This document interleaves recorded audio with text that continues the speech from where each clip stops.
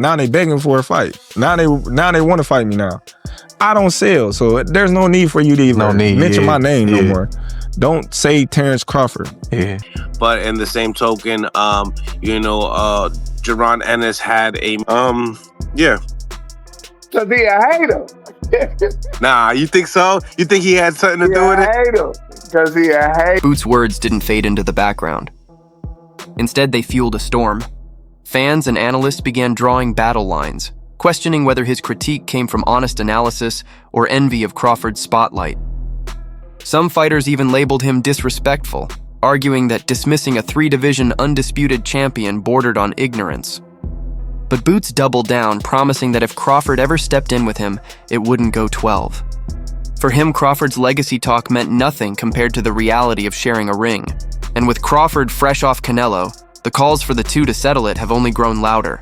But don't lie or kept to the net and make it seem like I had the opportunity to fight you and I didn't. I never did. You know what I'm saying? And then that one time that I did, we said they called and we said we never heard nothing else back about it. So right. I mean, I respect it though. I mean, get your money. You know what I'm saying? Do your thing. But don't be capping on. Crawford didn't bite right away, but those comments didn't go unnoticed. To him, Boots' shots were less about critique and more about clout chasing. Still, the noise kept growing. Fans began to wonder if this was the fight to make, the perfect generational clash, a seasoned master versus the hungry new lion. On that, I wanted to fall asleep. I'm like, I can't stay up no longer. I just wanted to fall asleep. For Andes, it's about sending a message. By downplaying Crawford's achievements, he positions himself as the fearless contender who isn't blinded by reputation. Every time he speaks, he's trying to plant the idea that Crawford can be beaten, and that he's the one to do it. That approach has stirred both excitement and backlash, but it's kept his name locked beside Crawford's in every conversation. Come on, man. Boots had a chance to fight me. Virgil Ortiz had an opportunity to fight me, but now everybody, I fight Terence, or I'm this, I'm that. I'm like, okay, cool. When y'all had y'all opportunity, y'all went elsewhere. But now that y'all see I'm the ticket, now y'all like, we want to fight Terence Crawford. We want Terence Crawford. Instead of opening the door for a matchup with Jaron "Boots" Ennis, Terence Crawford made it clear he wants nothing to do with that fight. Right after his big win over Canelo, Crawford was asked if he'd consider facing Ennis at 154. His response? A firm no. He said he wouldn't move down in weight and wasn't interested in Boots at all. That kind of answer gave Ennis even more motivation.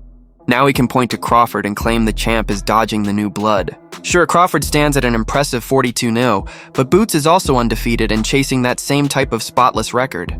When a seasoned veteran openly says he won't take on the next generation, it hands Ennis the perfect opportunity to flip the narrative back on him. That makes a whole lot of sense. And the fight that stylistically would be, oh my goodness, is a fight between Terence Crawford and Jaron "Boots" Ennis. I think that's going backwards for Terence. To that point, Jaron doesn't have the kind of accolades. He doesn't sell to the mass and all these. So this fight was perfect timing for both these guys. Promoter Eddie Hearn has also stirred the pot by labeling Ennis as the next Crawford and pushing for a showdown between the two. According to Hearn, it would take a massive payday to tempt Crawford into signing because everyone knows this matchup is risky. That's exactly the angle Boots has been leaning on. If Crawford truly sees himself as the best, then stepping in the ring with Ennis shouldn't be something to shy away from. See him go to another level yet. He just went to a little bit. He got so much more in his bag, man. Can you explain what you mean by another level? Another level when somebody gonna give him a real hard fight. Yeah. He made that fight look easy. He definitely did. You know what I mean? And that's what I'm talking about. You want to see him into a real tough fight, then you're gonna see something else come out of him. Okay, since you're speaking on tough fights, I did an interview with Eddie Hearn yesterday. But Hearn's remarks are grounded in what many fans already notice. Crawford's signature victory came against a past prime Canelo, and to some, that matchup felt more like strategic matchmaking than a true challenge. In contrast, Boots brings something completely different to the table: youth, speed, and sharp movement. He isn't flat-footed and he's nowhere near slowing down. Against a fighter like that, Crawford couldn't just circle the ring for 12 rounds hoping to edge out the scorecards. Ennis has the tools to cut him off, apply pressure, and possibly even stop him. And Hearn has been vocal in backing that belief. You like watching now? Terence Crawford, one of my favorites to watch now.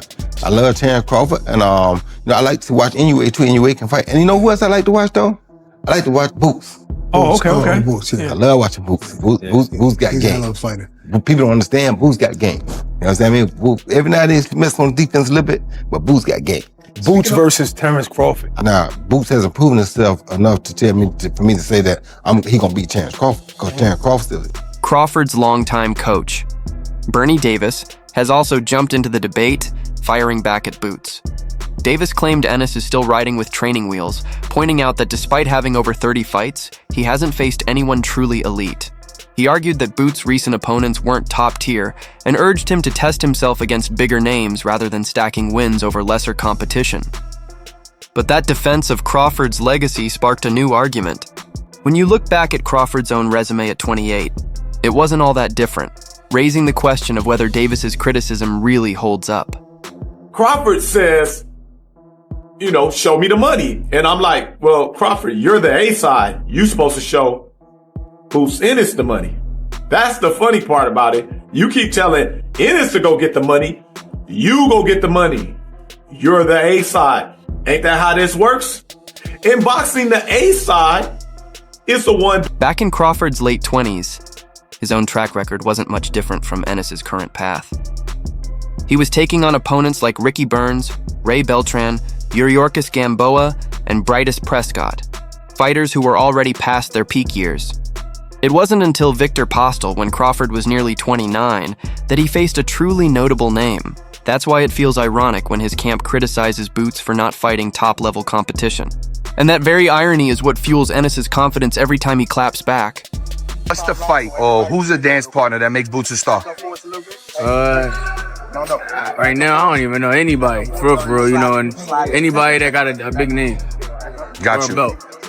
Got you. But there's no exact guy that you think about? Because I don't want to ask you, hey, this guy, that guy. I know you get those questions a lot. So if you had to say, hey, this is the guy I think, we would have a big fight, who would it be? Because it doesn't seem like the Crawford fight would happen. So what's that dance partner for you? Still, Boots doesn't just respond to what Crawford's camp says about his record. He makes his own stance clear. By leaving Crawford off his personal list of all-time greats, he draws a line between being a strong champion and being truly legendary. When Ennis named fighters like Roy Jones Jr., Floyd Mayweather, Pernell Whitaker, and Sugar Ray Leonard, he was pointing to what greatness looks like in his eyes: athleticism, dominance, and wins over opponents in their prime. In contrast, he doesn't see those same qualities in Crawford. Victories over an aging Canelo or Madrimov, in his view, aren't enough to place Crawford in that category.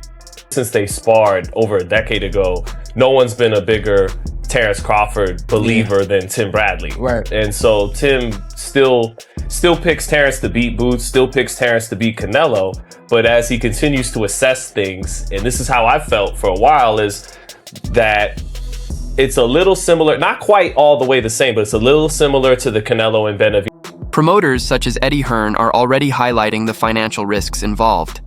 Crawford has the backing of Turki Alalshik, who has invested millions into raising his profile and boosting his star power. A matchup with Boots could be dangerous because if Crawford were to lose, that carefully built image could collapse overnight. That's why Hearn questions whether Turki would even approve the fight in the first place. Crawford against Jaron Ennis, for me, is the best fight in American boxing. But it needs to be a payday for Crawford that would get him interested, because Crawford knows how good Boots is. And I'm not saying that Crawford thinks he's going to lose to Boots, but he knows that is... Hearn even compared Crawford's win over Canelo to polishing an old statue. It might have looked shiny on the surface, but underneath it was more smoke and mirrors than solid gold. Boots, however, represents a very different kind of challenge. It would take a massive payday just to get Crawford to seriously consider the fight. And that fact alone shows what insiders really think of Ennis. They recognize the danger he brings. They know he has the tools to beat Crawford. And they understand that a matchup like this could shift the balance of boxing in the U.S. Both of them knocked out David Evanesian while David Evanesian was swinging. But look, the thing about Boots is he's staying in there. Taking it up the gears. Nice. Oh! What a... That's what you do. They both were willing to get hit to hit. Ennis has made it clear that he wants to become the next major star, and Crawford is the mountain he intends to climb. Even though Crawford shows little interest in the matchup, Boots keeps bringing his name up to maintain the pressure. By saying he would knock Crawford out and repeating that he isn't impressed, Ennis keeps himself in the headlines. Meanwhile, Crawford's refusal to take him seriously only fuels the perception that he's avoiding the challenge. Fans notice the contrast, an unbeaten young fighter calling out the veteran champion, while the champion continues to say no. At the end of the day, y'all gonna have to see Boots. And we can't wait. I can't wait. Why you rubbing your stomach? I'm gonna be right there. You get to 154, you ain't coming the fuck back down. Hey, baby. He might do something strange for a piece of change that make me come back down. He might say, man, remember when you was on the show and you was talking that shit and I said that I was gonna beat your ass and I want to fight you? What you doing up there? And I'm gonna be like, here I come. The criticism from Crawford's side doesn't erase the fact that Ennis's resume closely mirrors Crawford's at the same stage of his career. They can argue that Boots still has training wheels on, but Crawford wore them too. The main difference is that Crawford received the right push at the right time, with matchmakers lining up opponents who looked dangerous on paper, but were already past their best. Ennis hasn't had that kind of promotional backing yet, but his record and skill set are just as strong. That's why Hearn continues to promote him as the new Crawford. He sees the same career trajectory, only with Boots bringing even more athletic tools to the table, giving him the potential to surpass what Crawford accomplished. So people don't understand. He can box and he's smart. Yes. He don't waste no punches, man. So he won't waste that punches. And he really smart, man, when it comes to that boxing game. But it was me and I'm training him. Yeah. I would have him frustrating Canelo. What I would do with him. After Crawford's victory over Canelo, the door opened wider for Ennis to step into the role of challenger, especially with the boxing world debating whether Crawford had truly cemented his legacy. But the truth is, facing Crawford could be Boots' biggest money fight. If he can secure that matchup and come out on top, it would in many ways take away from everything Crawford has built. And that's exactly why Ennis keeps calling him out. It's the first step towards seizing that moment. Who punches harder? Jaron Boots Ennis or Terence Bud Crawford? Jaron's shots seem to be more thumping and more like a whip where they come out kind of wider. Jaron also twists his whole body behind each shot, gets a lot of leverage. Terence Bud Crawford's shots seem to be shorter and he gets more of that shoulder snap. What we know? I know everything. I don't know nothing. I'm trying to find out what I know. Enlighten me. What you mean enlighten me? You for Devin Easy, you could for me. You jumped up out of my sanctioned body to go fight in the IBF. So what I know? What you mean? What you mean? What I mean? Would you rank that in the WBA or not? Yo, it don't even matter. Yo, all right, catch up, little homie. Catch up, then. If it don't matter, catch up. Yo, Crawford done been in the big stage against big fighters so many times, and also with age, he didn't beat up his body, so his age is actually good.